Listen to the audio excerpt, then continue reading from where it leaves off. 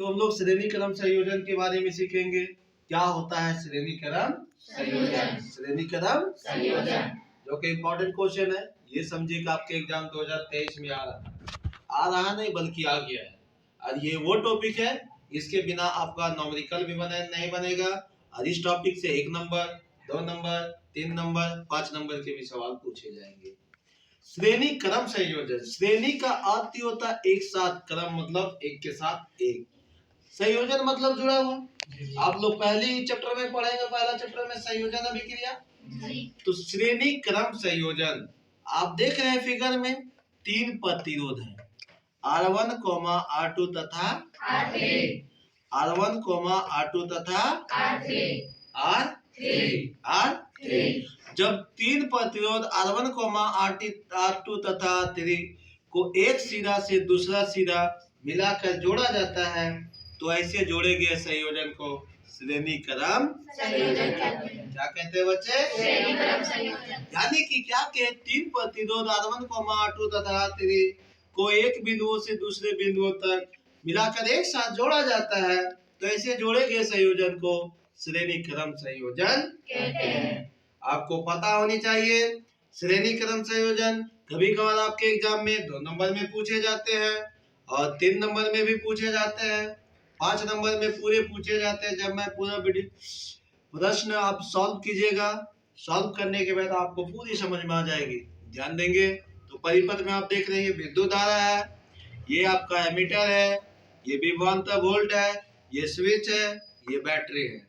अब हम लोग आते हैं श्रेणी क्रम संयोजन तो हो गया।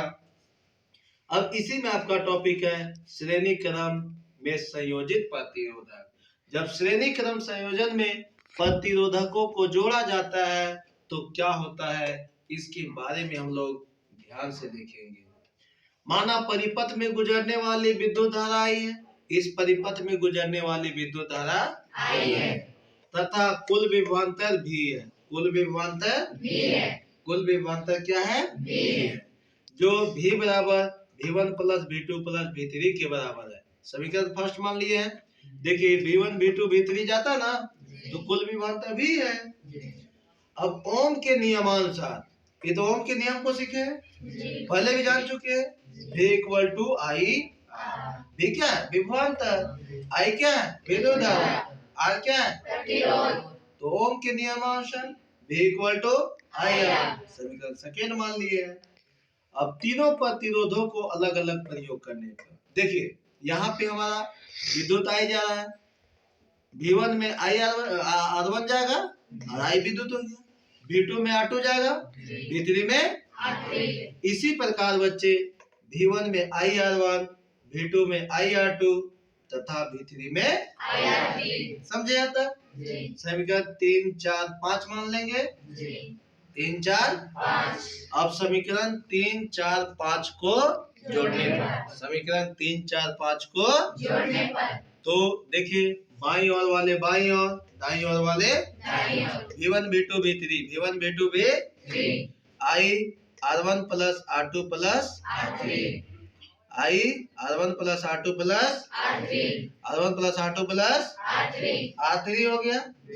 देखिए V किसके बराबर है? I R के बराबर। V किसके बराबर है? I R के बराबर। सभी का फर्स्ट में दिया है ना तो I V बराबर I R1, I बाहर कर दिए, R1 plus R2 plus R3 हो गया। अभी बराबर I R होता है उनके नियम से। देखिए I कट गया, इधर आता तो गुना में होता।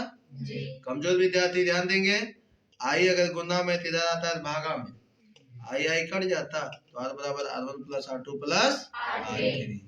अब क्या हुआ, यहाँ S आ गया। S मतलब सीरीज, S मतलब तो सीरीज मतलब श्रेणी क्रम, तो R बराबर R1 plus R2 plus R3। इसको हम लोग समीकरण 6 मान लेंगे। समीकरण 6 मान लेंगे। अब बेर मैं आगे लिख देता हूँ। समीकरण 6 से हम यह समझते हैं, समीकरण 6 से यह समझते हैं चाहे जितने भी प्रतिरोधक